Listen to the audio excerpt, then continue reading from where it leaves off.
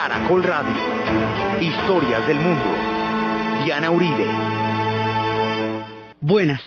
Les invitamos a los oyentes de Caracol que quieran ponerse en contacto con los programas, llamar al 245-9706, 245-9706, o escribir a los emails de auribe@hotmail.com, diauribe@hotmail.com, o a la página web www.diana-uribe.com. Hoy vamos a ver cómo las comunidades negras entran en la cultura americana a través de la música y el deporte.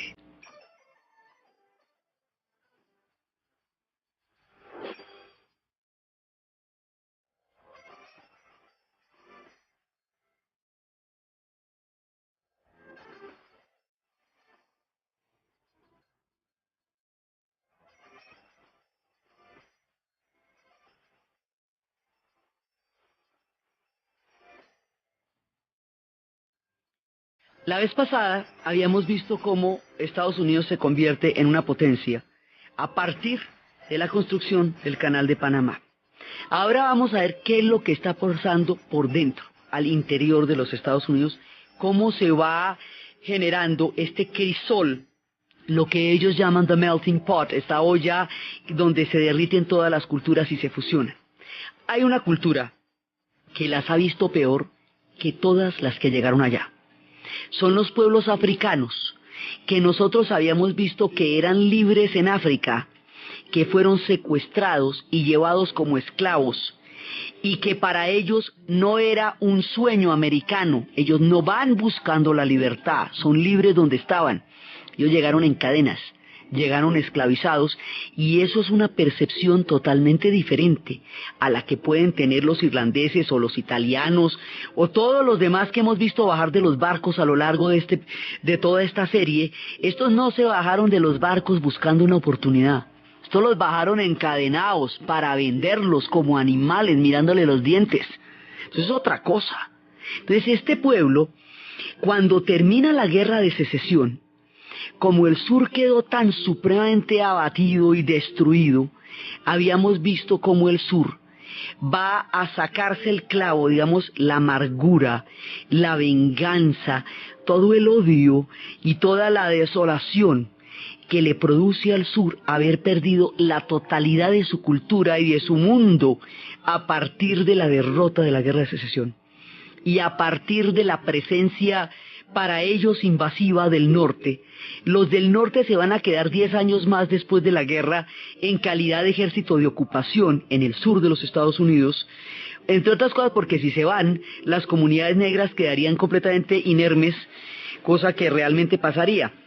Entonces ellos sienten que el ejército del norte está ahí por las comunidades negras y van a desfogar toda su amargura contra las comunidades negras, porque fue por la abolición de la esclavitud que empezó la guerra de secesión. Ese fue el motivo. Digamos, eran muchas otras cosas, pero ese es el punto que va a desatar la guerra.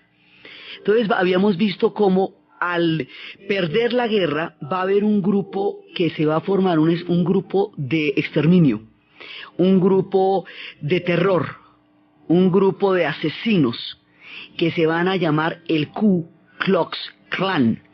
El Ku Klux Klan eran unos encapuchados que eran además las mismísimas autoridades de los pueblos, porque eran el comisionado y el jefe de policía y el alcalde, que de noche se vestían con las capuchas, sembrando el terror sobre los pueblos negros.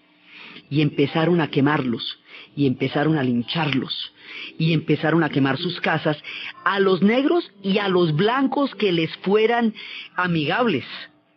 Hay una primera oleada del Ku Klux Klan que es inmediatamente después de la guerra de secesión, y hay otra segunda oleada que es a comienzos del siglo XX. Entonces este es un grupo de terror, un escuadrón de la muerte, con una cantidad de rituales y de símbolos, un escuadrón de la muerte, por un lado.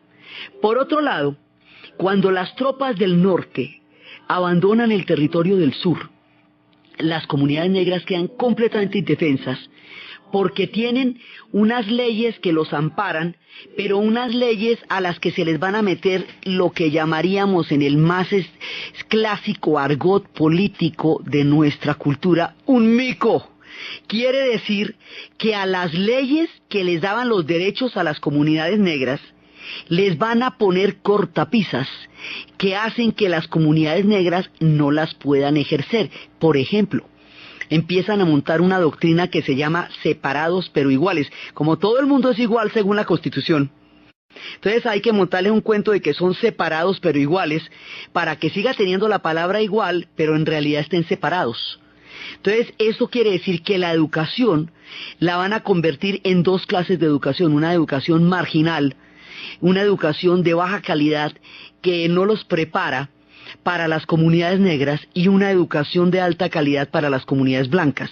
Lo que quiere decir que la comunidad blanca, con lo que recibe en el colegio de educación, puede tener puestos de altos niveles económicos, mientras que la comunidad negra mantiene sus condiciones de marginalidad, empezando por la educación que reciben. Por eso es que por ahí van a empezar grandes movimientos. Entonces, primero la educación, esto quiere decir bibliotecas, todo. Después empiezan a segregar las bancas de los parques, van a segregar las fuentes de agua, las calles, colegios, bibliotecas, iglesias, hasta segregar absolutamente todo. A esto lo vamos a llamar esto tiene una doble connotación de segregación. Una por el color de la piel de los cuervos, otra por una canción y un gesto en el cual hay un artista negro que se mueve de una manera que para ellos es como una especie de monaguillo, como de bufón. En el más peyorativo de los sentidos, a este lo van a llamar el Jim Crow System, es decir, el sistema Jim era, y Crow es cuervo por el color de la piel que es negro, también por la canción. El asunto es que cualquiera que sea el origen de este término, es un término hecho para humillar, segregar, degradar e indignar a cualquier miembro de la comunidad negra. Ya en las posprimerías del fin de esta infamia, que habría entrado en vigencia en 1896, ya cuando esto estuviera terminando, cuando la lucha más grande se daría para arrancar esta mancha de la historia, Nina Simone nos contaba cuando ya esto estaba terminando, pero agua pasará debajo del puente la que usted quiera.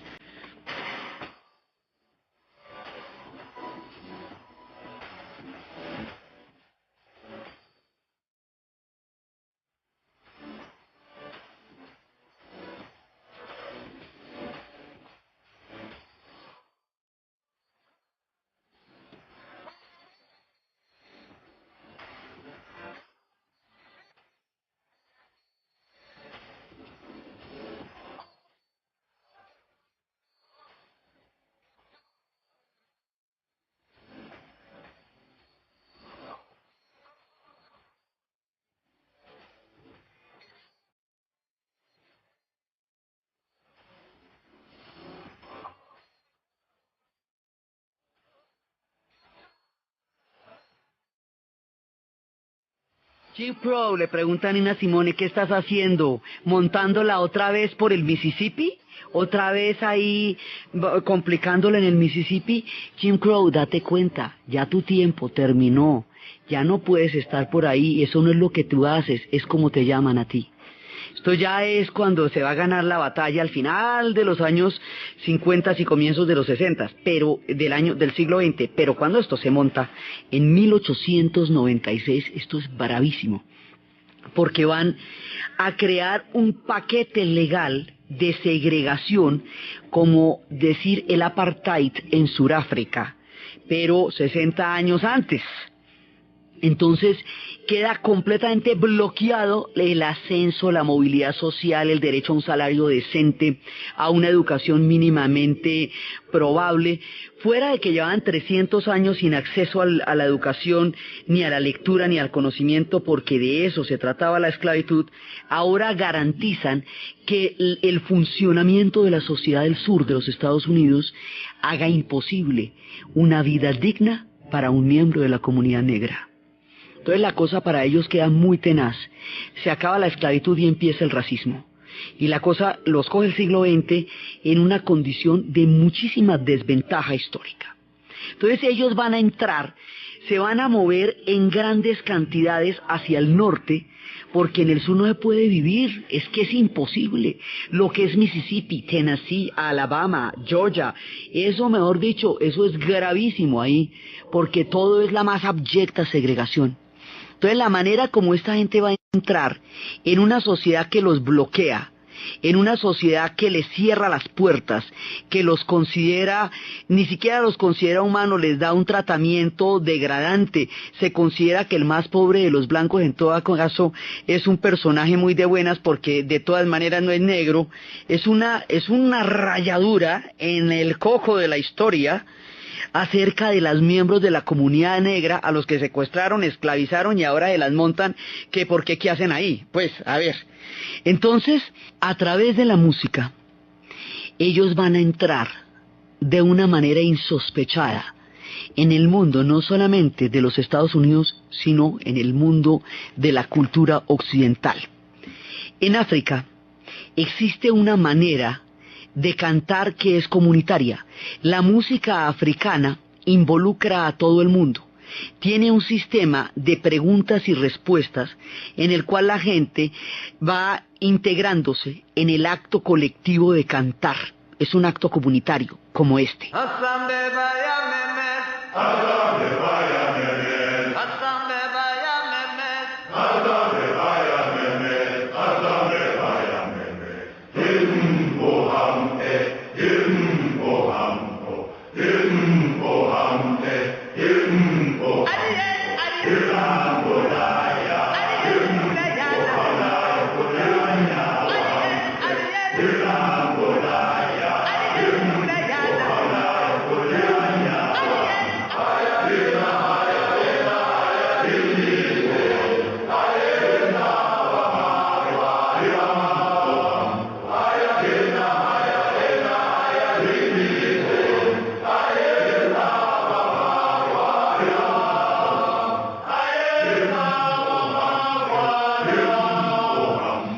Estos cantos colectivos van a ser trasladados a las plantaciones en los Estados Unidos. Habíamos contado en su momento, ellos no pueden llevar instrumentos, ellos no pueden llevar su cultura, ellos no pueden llevar nada. Todo les va a ser privado en la travesía del secuestro y la esclavitud. No van a ser aceptados en el mundo de los blancos. Así que estos cantos es lo único que ellos llevan.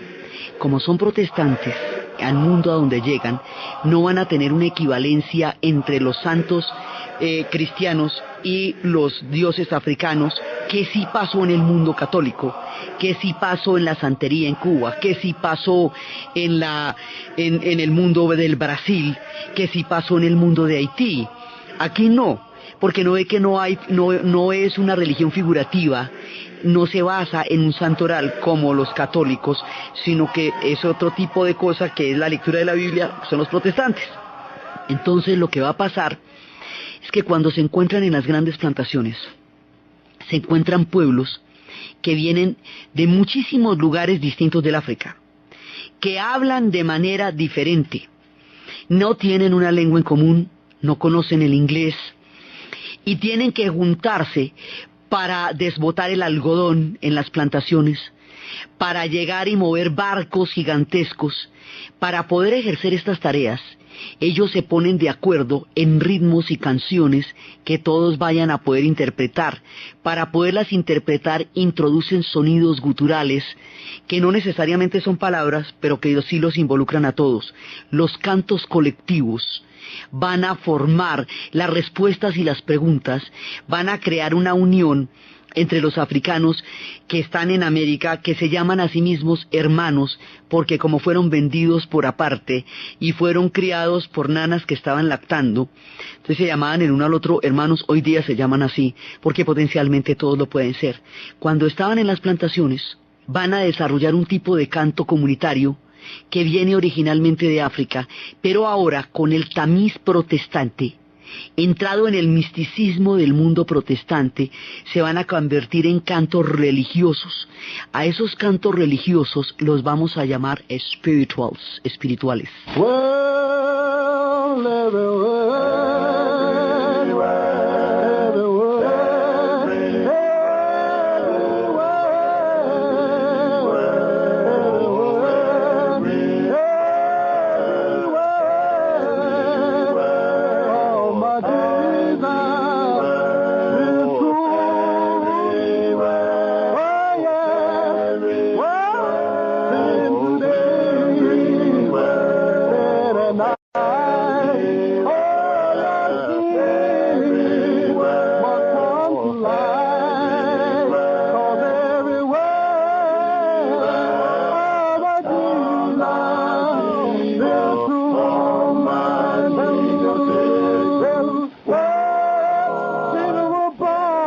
Este es el canto de la plantación, el canto que va sonando para desmontar el algodón, para mover los barcos, para hacer esos trabajos infinitamente pesados y agotadores de esas largas jornadas en todos los campos, bajo el látigo, en la esclavitud. En las iglesias, esto va a tomar una forma que se llama el Godspell. Godspell es como especies de evangelios, y es la manera como ellos, congregados en la iglesia, van a cantarse los unos a los otros y van a unirse espiritualmente en estas voces que llevan a cabo la música del alma para esta gente que está tratando de sobrevivir los tiempos más duros.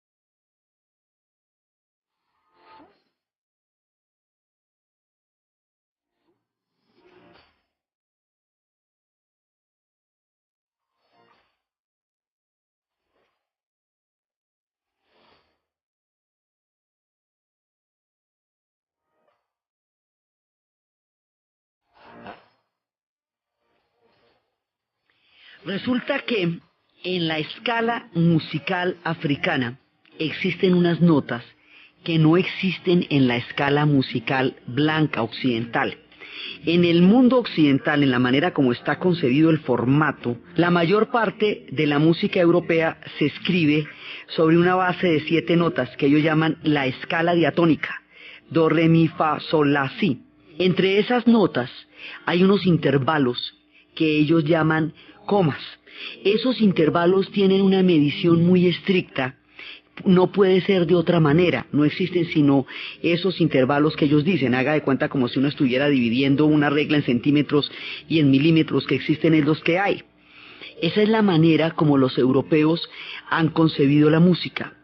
En la música occidental y en la música europea hay una separación tajante entre el que interpreta la música y el que acude a verla. Si usted va a un cuarteto de cuerdas, si usted va a una orquesta de cámara, usted se sienta y se calla y los otros ejecutan los instrumentos, y usted no puede andar haciendo así, ni andar tarareando, ni nada de eso, porque eso no cabe ahí. O sea, usted se sienta y escucha un concierto, ellos tocan y usted queda callado y mira, y se pone elegante.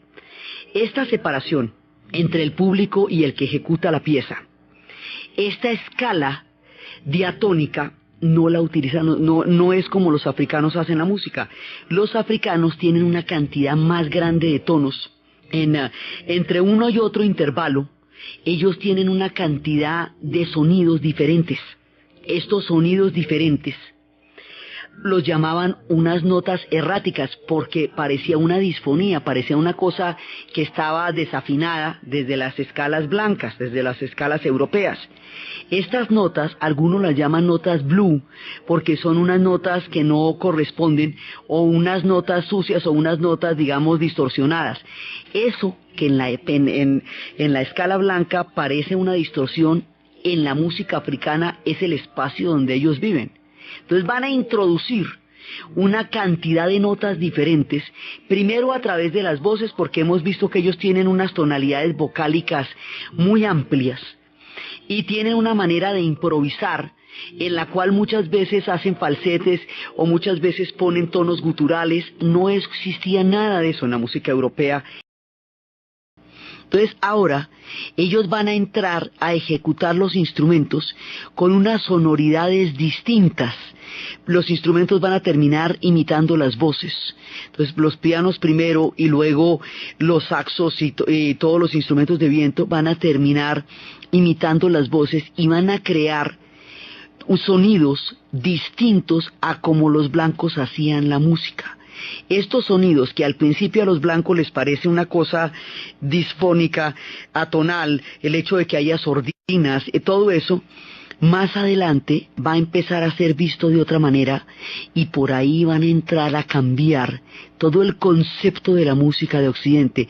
La primera parte de estas manifestaciones, a través de los teatros, en esta época los teatros son muy importantes porque la gente no tiene cómo entretenerse, el cine todavía no se ha popularizado, entonces la gente va a los vodevils, en los vodevils así había música y había comedias y era una manera como la gente tenía esparcimiento.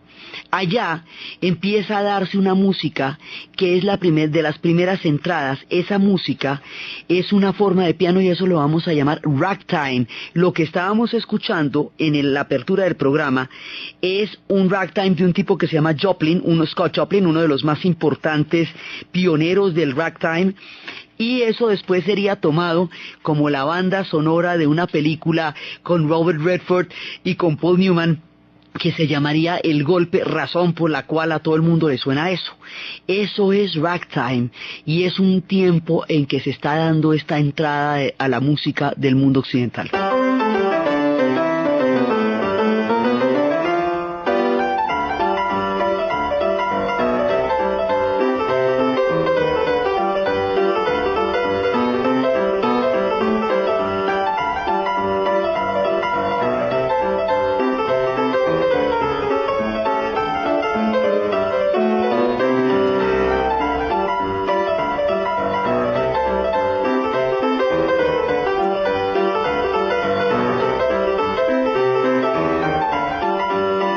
Este es el tiempo del ragtime, también hubo una película sobre eso.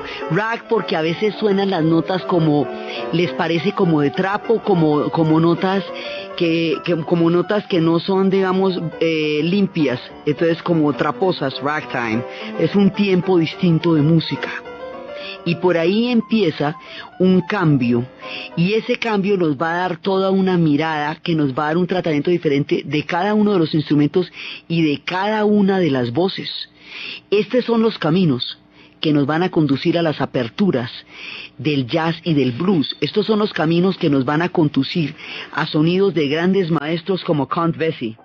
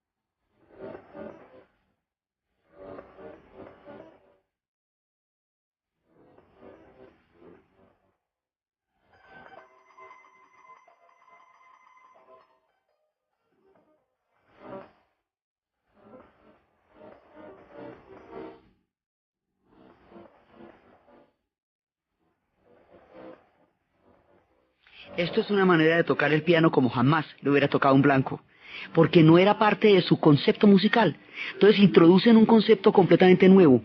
Esto se escucha en los vodeviles, esto se escucha en las cantinas, se escucha en los burdeles, se escucha en los bajos fondos y se escucha en los teatros del entretenimiento, donde los negros empiezan a tener que hacer payasadas para que los contraten, pero por esa vía de las payasadas y de hacer el ridículo, como una manera de que los puedan contratar, también van mostrándose grandes estrellas. Hay un momento en que los blancos se pintan de negro para remedarlos y para caricaturizarlos. La película El cantante de jazz, la primera película sonora en la historia del cine, tiene como protagonista un blanco pintado de negro.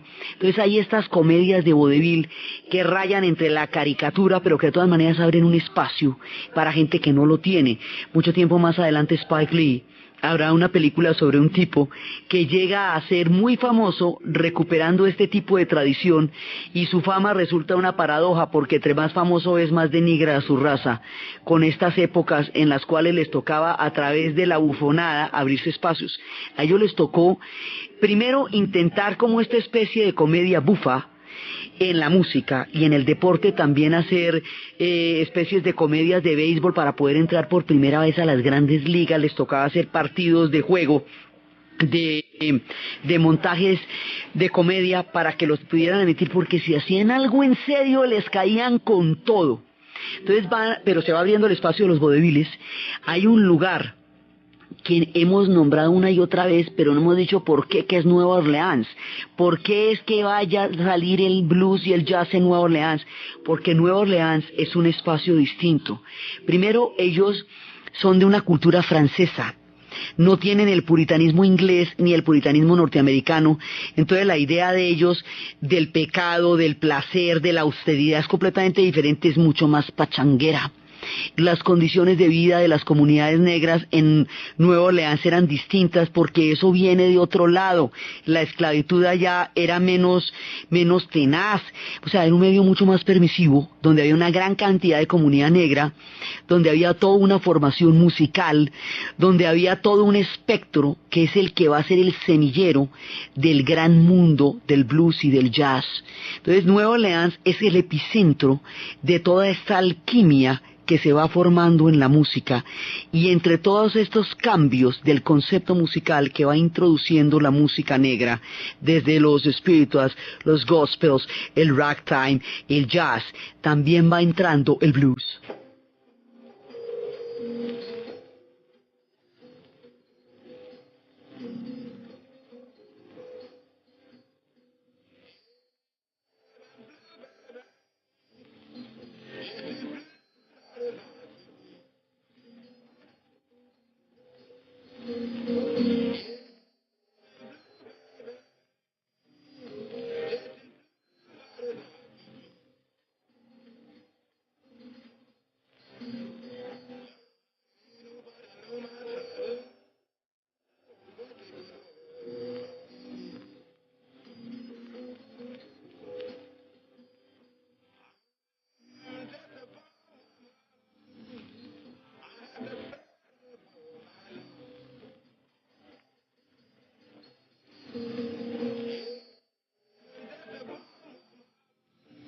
Así, poco a poco, va entrando la música de las comunidades negras, primero a través de su voz, luego a través de sus modificaciones en el piano, en los instrumentos de viento, muchos de los cuales van a estar empeñados, no solamente desde la época de secesión, sino desde el fin de la guerra de Cuba, de independencia de Cuba. También van a empeñar una cantidad de instrumentos que se van a volver muy baratos. Ellos los van a coger y van a poder hacer una cantidad de interpretaciones de los instrumentos de viento.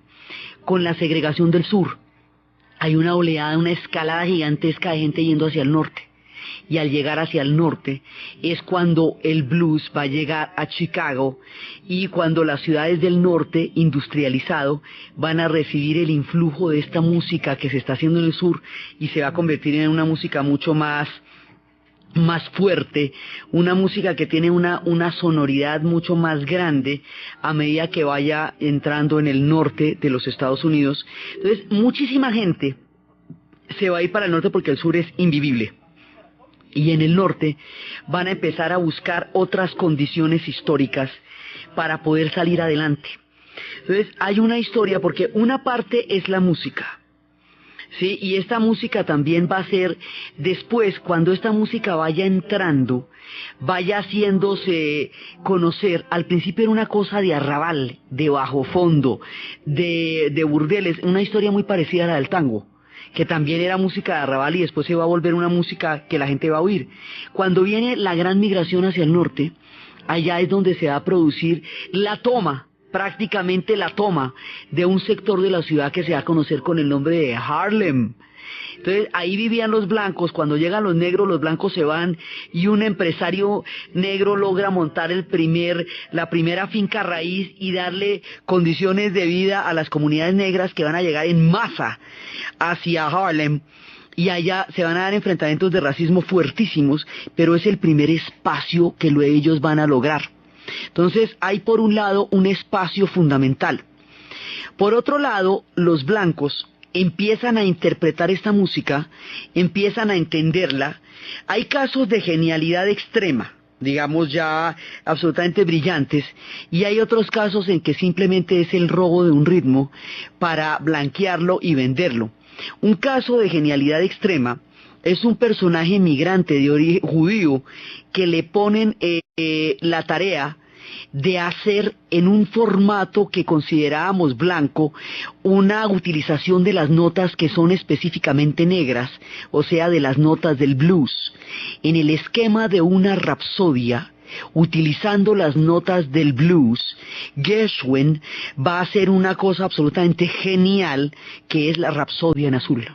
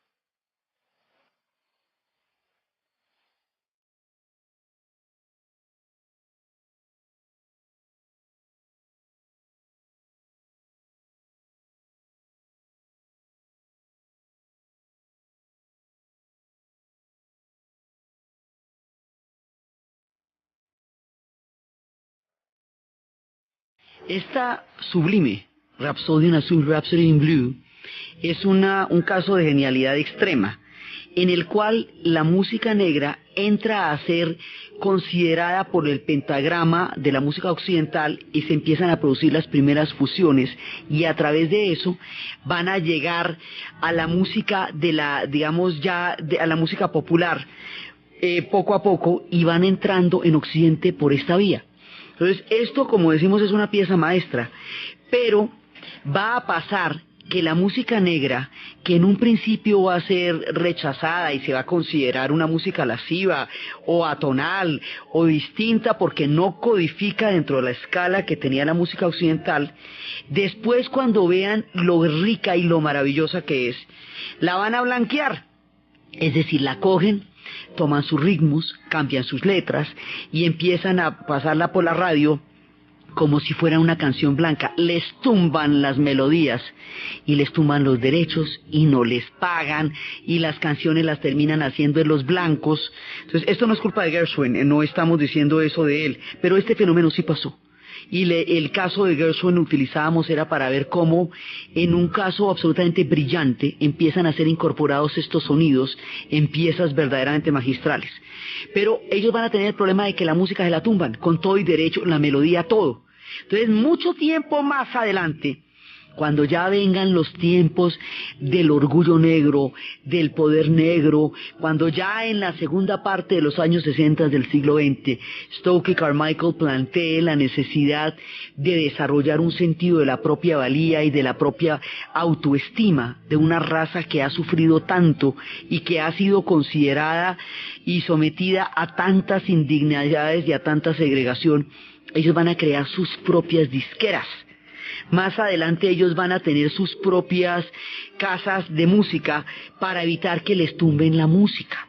Ese fenómeno que se va a dar en el norte mucho tiempo después, en la era de la industrialización, en el tiempo de los motores, en la ciudad de Detroit, donde por el sonido, lo de la gran industria automotriz americana va a ser en Detroit, con el sonido del motor se va a crear la Motown, un sello discográfico que va a dar la capacidad para que ellos administren y desarrollen su propia música y la vendan y la hagan perfecta, con una gran calidad. Esa música la van a llamar la música del alma, esa música la van a llamar el soul. De ahí va a salir gente como Diana Ross, como Michael Jackson cuando chiquito con los Jackson 5, de ahí va a salir gente como Marvin Gaye, de ahí va a salir gente como Otis Redding, y es todo un espectro musical de sentido de respeto y de apropiación y de valoración profunda de toda la herencia musical que los dioses le han dado a este pueblo que tanto ha sufrido. Entonces vamos a escuchar una pieza de soul, después tomaremos este movimiento en el conjunto de lo que significa el movimiento por los derechos civiles y por la creación de una cultura negra en los Estados Unidos, pero sale de aquí, de la necesidad de ser dueños de su propio talento.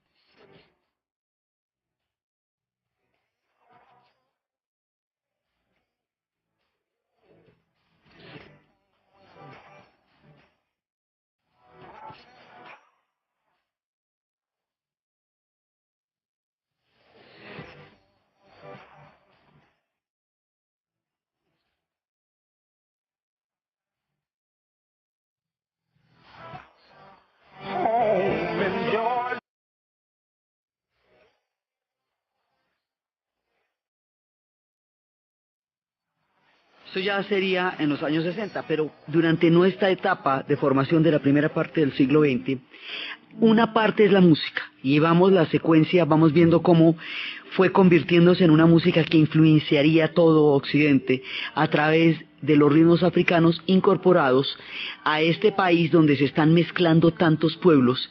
Esta es la presencia, esta es la proclama, esta es la existencia de la raza negra en los Estados Unidos, y se da a través de la música. El otro lugar donde empiezan a hacer una presencia visible y masiva en la cultura es en el deporte. Entonces resulta que en el deporte aparece un boxeador durísimo, durísimo, que le va a ganar a todo el mundo, que se llama Jack Johnson. Jack Johnson va a ser el ultracampeón y va a cascarle a todo el mundo. Jack Johnson era un gran boxeador, era un tipo culto que era aficionado a la música clásica, de coches exóticos, lector de Shakespeare y de Víctor Hugo. Era totalmente distinto al arquetipo que querían hacer vender de los negros como ignorantes, como toscos y como seres que no eran capaces de una brillantez mental. Este tipo era un duro, era un tipo culto y era un gran boxeador. Como era un gran boxeador, son las épocas del racismo extremo. Estamos en momentos de fuertes choques raciales. Entonces, los blancos se inventan la idea de que va a haber un boxeador que sea la gran esperanza blanca que pueda derrotar a Jack Johnson. Y ese es el mito de la gran, porque estamos en los tiempos de la supremacía blanca, del Ku Klux Klan, de la persecución a las comunidades negras, porque al pasar de un mundo rural a un mundo urbano, al ocupar espacios en las ciudades, en ese momento entran en choque con los blancos que están en la zona, y eso hace que la vida para ellos sea muy complicada. Entonces empiezan la gran esperanza blanca en un discurso racista, en un discurso que se considera, hablando de la superioridad blanca, y en el mismo sentido literal y exacto en que Hitler utilizaba las Olimpiadas de 1933 como una muestra de la superioridad racial de los arios y del sometimiento de todas las razas que no fueran ella. Y Jesse Owens, un negro, venció todos los récords de atletismo y echó por tierra la teoría racial en el deporte, dándole una bofetada al más abyecto racismo. Exactamente lo mismo hizo este boxeador en los tiempos de la supremacía blanca, Jack Johnson. Entonces, eso no se lo van a permitir, miren, no se lo van a permitir, entonces se la van a montar. En esa época había una ley para evitar la prostitución o el tráfico de personas, había una ley que decía que las mujeres no podían ser trasteadas de un estado a otro. Él tenía una chica y se fue con ella y entonces lo acusaron de inmoralidad, le montaron un montón de procesos jurídicos porque no lo podían derrotar deportivamente. Entonces le clavaron procesos, lo metían a la cárcel, lo perseguían, lo abuchaban. Una vez tenían un boxeador que ellos consideraban que sí realmente le podía dar la talla y que era la gran esperanza blanca, que era Jeffries. El tipo se enfrentó con Jeffries y le dio una paliza, la cosa más impresionante, y en el 15º asalto lo noqueó. Los blancos estaban cantando canciones racistas mientras tanto, y cuando lo noqueó hicieron disturbios en todo el país y mataron a más de 19 personas de la comunidad negra, hiriendo y atacando a la mayoría. Entonces esto era una cosa muy delicada, y estamos a comienzos de siglo. Mucho tiempo más adelante, en los años 60, una historia parecida. Era un boxeador de una gran talla, un tipo que era realmente importante en términos deportivos. Se llamaba Jack Rubin y le decían el Huracán. A ese tipo le van a montar una historia de un asesinato porque estaba cerca, ni siquiera en el bar, en un momento en que hay una matanza en un bar. Y salen a buscar el primer culpable y encuentran a este hombre en el lugar equivocado a la hora equivocada. Le clavan la historia de que él fue el que mató a los del bar. Lo persiguen el resto del tiempo, lo meten a la cárcel por un delito que no cometió. Le meten los procesos más fraudulentos y es la historia de este tipo para probar su inocencia, limpiar su nombre, salir de la cárcel y mostrar que él no era culpable, sino un chivo expiatorio del racismo. Al caso de Hurricane, de Jack Rubin, Bob Dylan, cuando se convierta en el profeta que va a anunciar los tiempos de cambios y que va a crear toda una conciencia en el mundo americano a través de las letras, en los tiempos de los cantautores, él va a sacar una canción al caso de este boxeador, que se llama así, Hurricane.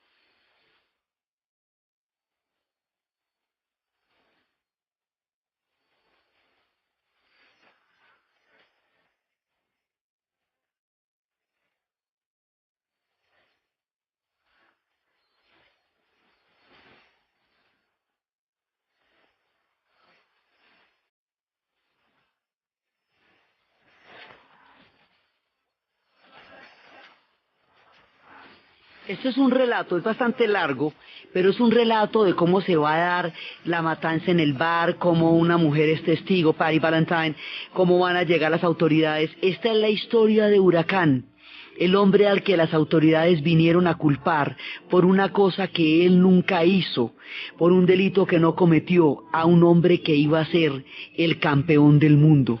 Y es todo el relato de él, cómo lo llevan a la cárcel, cómo decían que si no era culpable, específicamente de ese delito en todo caso, ahí no hay muerto malo porque de todas maneras era un negro con una pistola que en cualquier caso era un peligro, y todo el racismo que va a caer como una injusticia absolutamente terrible sobre la historia de Jack Rubin, el Hurricane. Entonces, el tema del boxeo es recurrente en la necesidad y en la importancia para la comunidad negra de entrar a formar parte de una sociedad que lo rechaza. Por eso, más adelante, también en los años 60, el hombre que va a representar con más altura, con más dignidad, con más destreza, con más profesionalismo, este camino histórico de entrar en el boxeo como una forma de ser reconocidos en la cultura será Cassius Clay, llamado también Muhammad Ali, campeón de campeones, que decía en cada una de sus presentaciones que él era el mejor, que él era el más grande, que él era el más bonito, no por megalomanía, sino para mostrarle a la raza negra que un hombre de los suyos podía ser un gran deportista. Él se convertirá en el símbolo del orgullo negro, de la raza negra, del poder negro, y por eso será él en el futuro el que prenderá la antorcha, la llama olímpica, cuando las Olimpiadas sean en Atlanta al final del siglo.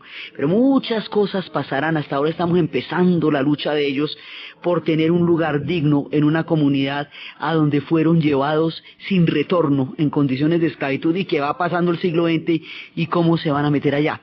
Entonces, como las cosas eran tan difíciles, tan realmente difíciles, vamos a ver qué hacemos, porque es que esto está muy tenaz. Si sale un boxeador, entonces lo llenan de cargos. Si la música les gusta, primero que no les gusta. Luego que sí les gusta, entonces tienen que la blanquean y se las tumban con todo y derechos. Que la educación no puede ser la misma.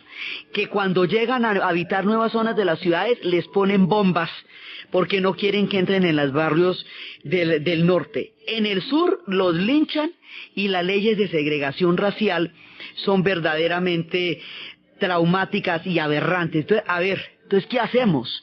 Vamos a hacer alguito. Algo se tiene que poder hacer. En 1910, para conmemorar el centenario del nacimiento de Abraham Lincoln y de lo que él significó, se va a formar un comité que recibe el nombre de la Asociación Nacional para el Avance de la Gente de Color, National Association for the Advance of the Colored People. Esto se hace para empezar a crear condiciones. Básicamente lo que dicen era una organización para derrumbar los muros de intolerancia, el prejuicio, la injusticia, la arrogancia que dividía a la mayor democracia del mundo. Y así se va creando una primera conciencia, una primera mirada a ver cómo le pueden hacer. Y intentan con esto buscar derechos políticos, una sociedad que no tiene ningún derecho porque los que tienen les han sido confiscados a través de leyes que hacen imposible que ejerzan sus derechos. Entonces empiezan, y aquí va a haber una serie de personajes como Du Bois, un personaje que es mulato, hijo de un padre francés y de una madre negra. El padre lo dejó tirado, nunca lo conoció. Él tuvo acceso a una gran educación porque su color de la piel no era tan negro. Tuvo acceso a una educación, tuvo acceso a una mirada y se dio cuenta del racismo. Tenía la dicotomía entre ser aceptado por el país al cual pertenecía y la solidaridad con su raza, que estaba metida en lo más profundo de la segregación. Entonces él va a entrar a formar parte de este movimiento, se va a meter también, va a estar en la asociación de Niágara, va a crear toda una mirada, porque hay un momento en que les dicen que renuncien a toda esta mano de derechos que están pidiendo y que les suben los sueldos, y dicen no, eso no se trata de eso, aquí esto se trata de dignidad, es un problema de dignidad. Y así, con la Asociación Nacional para el Avance de la Gente de Color, con la primera conciencia histórica, con la entrada de la música y del deporte, empieza la gran gesta de las comunidades negras en los Estados Unidos para tener una vida digna, para tener una vida considerada con los mismos derechos.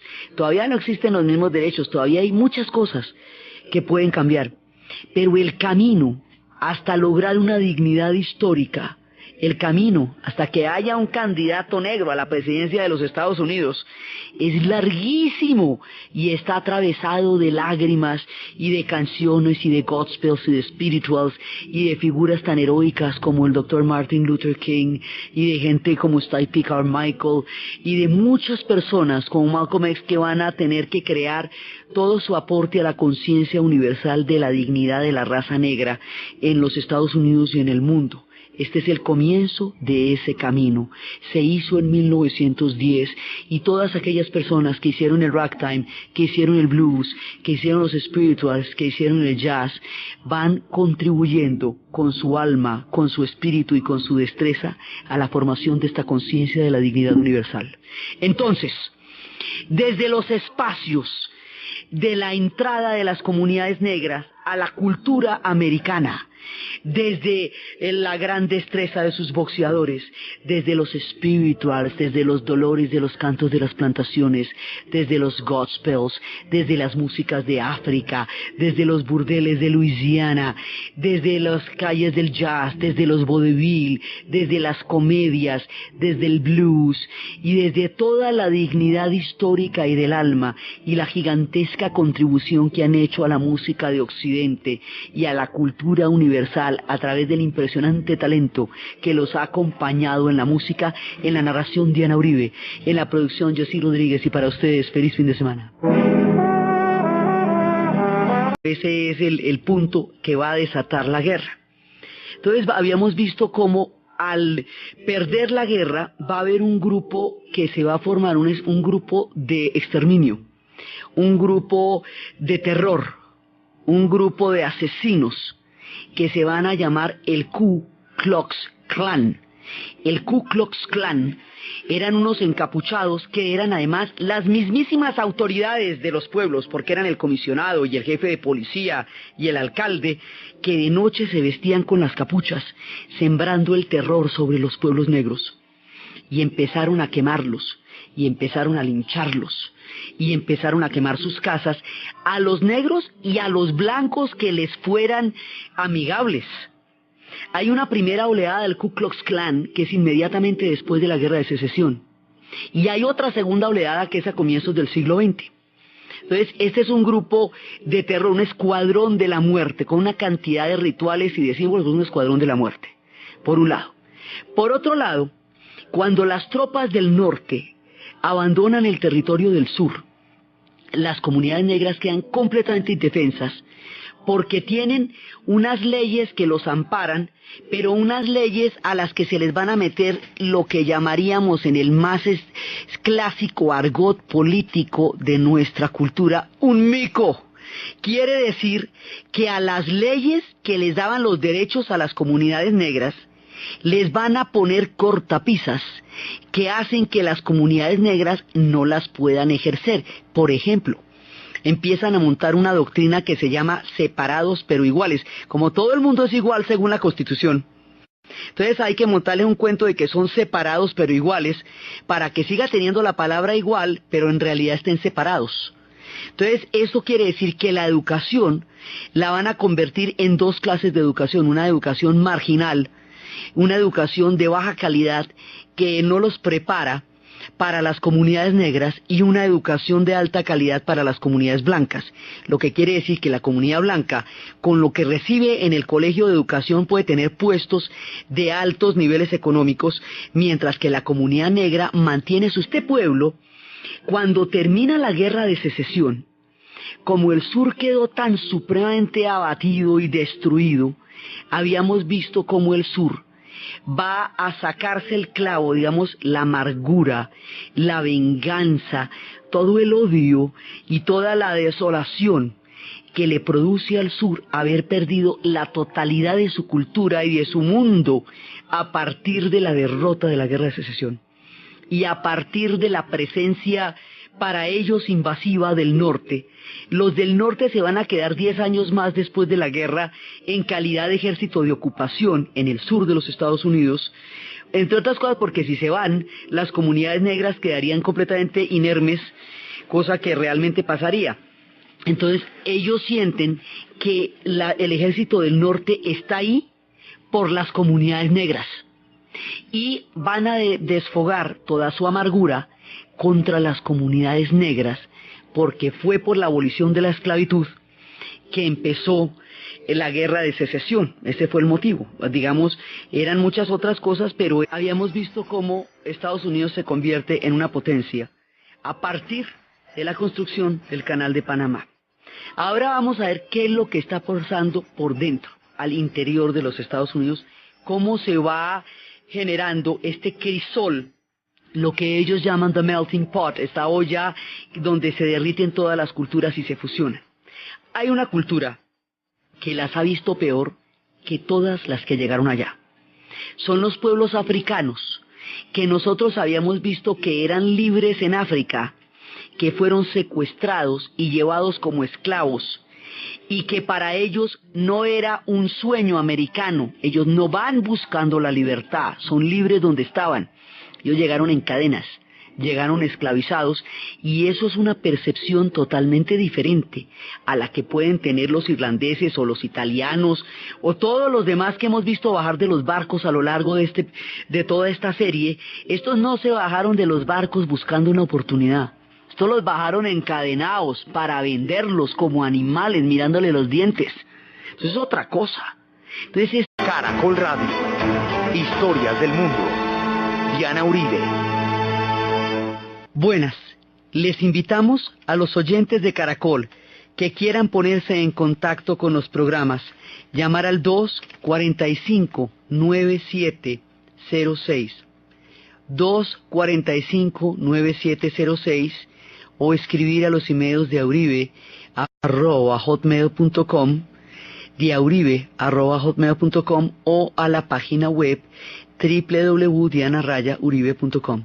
Hoy vamos a ver cómo las comunidades negras entran en la cultura americana a través de la música y el deporte.